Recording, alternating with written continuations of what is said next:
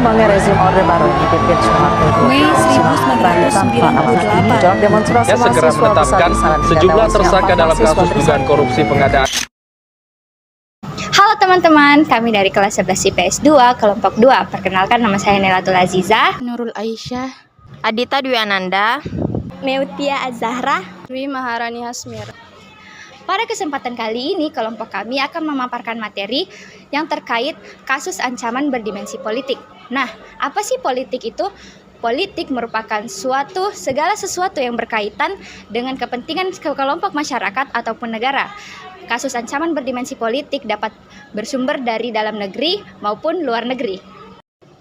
Ancaman politik dari dalam negeri terbagi atas 3. Yang pertama yaitu separatisme. Separatisme merupakan gerakan untuk memisahkan diri dari suatu negara dengan tujuan mendirikan negara sendiri. Hal ini pernah terjadi di Indonesia, tepatnya pada masa kepemimpinan Presiden Republik Indonesia ketiga, yaitu Pak B.J. Habibie. Salah satu wilayah Indonesia yang di timur-timur melepaskan diri dari Negara Kesatuan Republik Indonesia. Faktor-faktornya yaitu kemiskinan, keragaman etnis, sistem politik yang represif, dan degradasi sumber daya. Yang kedua yaitu pengerahan massa. Pengerahan massa merupakan upaya penggerakan kelompok masyarakat untuk mencapai tujuan tertentu. Kegiatan pengerahan massa berpotensi memicu konflik dan kerusuhan. Konflik dan kerusuhan akan mengganggu stabilitas publik yang dapat menjadi ancaman.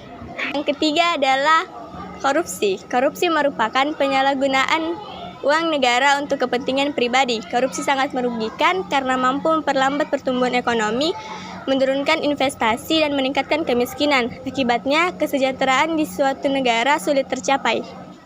Selanjutnya yaitu ancaman politik dari luar negeri. Ancaman di bidang politik dari luar negeri dilakukan oleh suatu negara dengan melakukan tekanan politik terhadap Indonesia. Bentuk ancaman non-militer berdimensi politik antara lain intimidasi, provokasi, atau blokade politik. Blokade politik adalah pengepungan atau penutupan sistem politik suatu negara. Ancaman tersebut sering digunakan oleh pihak-pihak dari negara dari luar untuk menekan suatu negara. Indonesia pernah mengalami blokade politik yang dilakukan oleh Belanda. Belanda melakukan blokade politik dari tahun 1945 hingga 1947. Blokade politik dimaksudkan dengan tujuan agar Indonesia tidak berbicara kepada negara lain tentang konflik yang dihadapinya, dan agar Indonesia dapat menjalin kerjasama dengan negara mereka.